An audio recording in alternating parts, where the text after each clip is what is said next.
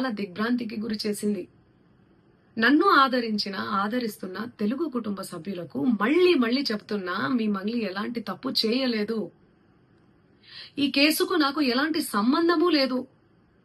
అబద్ధాన్ని అబద్ధమని చెప్పి ఇంత గొంతు చింపుకొని చెప్తున్నా కూడా నాపై బురద చల్లడం ఆగడమే లేదు. అందుకే ప్రతి చేతిలో ఉన్న మొబైల్కు, రిమోట్కు నా మొర చెప్పుకుంటున్నాను. చట్టాన్ని గౌరవించే పౌరురాలిగా బాధితులకు న్యాయం జరిగేందుకు, దర్యాప్తు అధికారులకు సహకరించేందుకు నేను సిద్ధంగా ఉన్నానని మీకు విజ్ఞప్తి చేసుకుంటున్నాను. మంగ్లీ ఎలాంటి తప్పు చేయలేదు, చేయదు కూడా.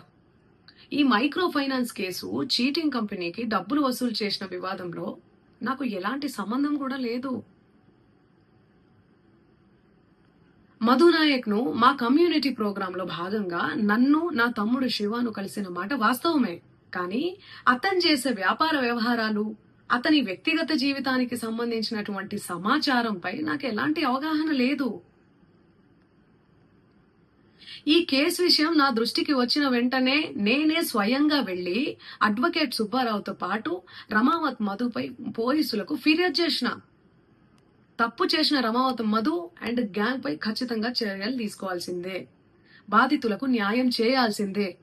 ఈ కేసులో మోసగాళ్లను, బాధితుల అంశాలను పక్కన పెట్టి నాపై, నా కుటుంబ సభ్యులపై దుష్ప్రచారం చేసేందుకు కొందరు వ్యక్తులు కావాలని హేమకాంత్ రెడ్డి, సుబ్బు అడ్వకేటు, మధు నాయక్ ఈ కేసులో మోసగాళ్లను, బాధితుల అంశాలను పక్కన పెట్టి నాపై, నా కుటుంబ సభ్యులపై దుష్ప్రచారం చేసేందుకు కొందరు వ్యక్తులు కావాలని ఈ వివాదంలోకి నన్ను లాగుతున్నారు.